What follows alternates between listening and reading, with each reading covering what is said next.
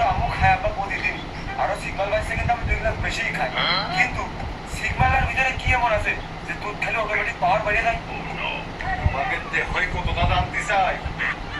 ওই পাম খাবিয়ে না বুঝেছো?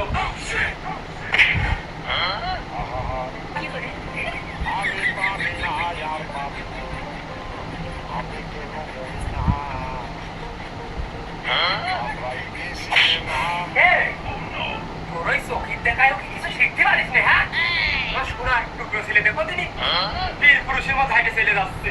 আব্বা ও সোনার টুকরো আর আমি লোহার টুকরো।